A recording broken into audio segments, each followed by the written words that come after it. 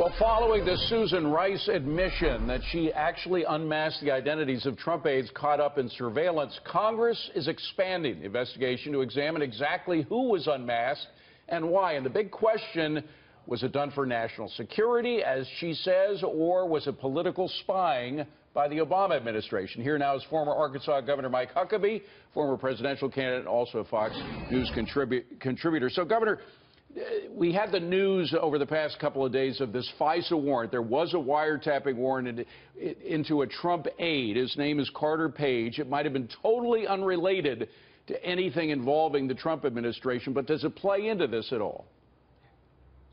Well, it certainly does. Anytime there's surveillance that involves an American citizen, it ought to be sounding off alarms for every person in and out of the government, because we're not safe if our own government can spy on us.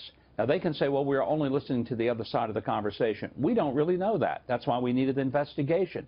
Susan Rice clearly was the person who admitted now that she unmasked people, right, but she lied about it earlier. This is the same Susan Rice that went on television, 5 news shows, and said that a video caused Benghazi. Later, we found out that was an absolute lie. We've got to know what really happened. The other thing about Carter Page, even though the investigation on him, by the way, what we're looking at now are live pictures. The president is leaving Joint Base Andrews in Virginia. He's making his way to Palm Beach, Florida, where he is going to be spending the Easter weekend. So if you don't mind, Governor, we'll show the pictures of the president getting on Air Force One while we're talking. But maybe it was the wiretapping of Carter Page, who was in the circle of Trump aides, even though he maybe wasn't a paid member of the Trump team at that point, that led to the unmasking of Trump aides. That's a possibility, right? It's a possibility, but there should have been some disclosure to the Trump people that they needed to be doing surveillance on Carter Page, if in fact they did need to be doing surveillance. And by the way, let me just make sure that the president, if you're showing those pictures, he's not getting on a United flight right now. I just want to make sure. It is not a United flight, and I can tell you, they are very accommodative in Air Force One. They've never thrown anybody off that I know of. Now, Susan Rice, we must remember, after all, by the way, it was Susan Rice, as we see the president saying his goodbyes to the Washington area as he's on his way to Florida for the weekend. She was the one who told us that Syria got rid of all of its chemical weapons, which turned out to be absolutely not true, just one of many untruths that she has told. She says that her unmasking had nothing to do with politics. It was all about national security. Do you find that in any way plausible?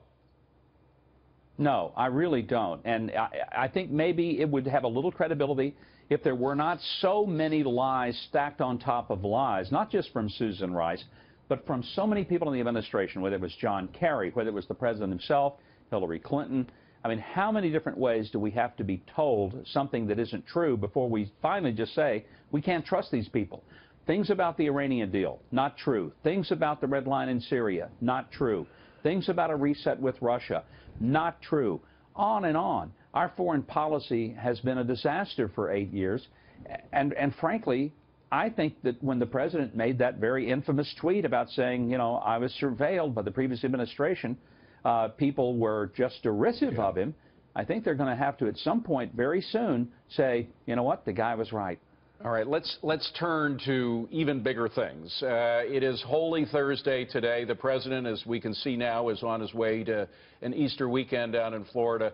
The folks in the Middle East, the Christians in the Middle East, are not so lucky. They had this horrific bombing last weekend on Palm Sunday. A lot of the churches throughout the Middle East, but particularly in Egypt, are not going to open at all now. Some people say that shows a victory for the terrorists. That was their intent, to which you say what? Well, it is a victory for the terrorists, and it's a tragedy, especially in Egypt. Egypt is a beautiful country. It's an amazing place, and the Egyptian people are overwhelmingly delightful, accommodating, and loving people. But the growth of radical Islam in Egypt has created a slaughter of Christians, not just a murder, a slaughter of Christians, and now even on Easter Sunday their churches are afraid to open. We need to recognize that radical Islam is not only a danger to Christians, but it's also a danger to other Muslims.